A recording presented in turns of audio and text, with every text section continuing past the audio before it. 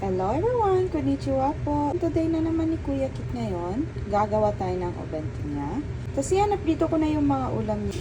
Gusto daw ni Kuya Kit ng whale shark. Tapos naglagay lang ako ng furikake sa kanyang kanin para magkulay blue naman yung kanin niya. Then hinalo ko na siya ng mabuti. Then hinulma ko lang siya gamit yung cling wrap. Puncher tayo ng nori para sa mata at saka sa bibig ng ating whale shark. Lagay natin dito yung mata ng whale shark.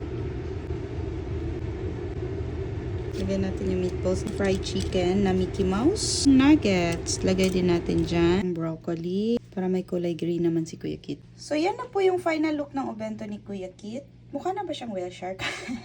Okay, open your eyes. Wow! Thank you, Mama. Takpan na natin. Tapos yung kanyang hashik or yung chopstick. So yan, done na po yung obento ni Kuya Kit. Lagay na natin sa lagayan ng obento niya. So yun lang po. Thank you for watching. Bye!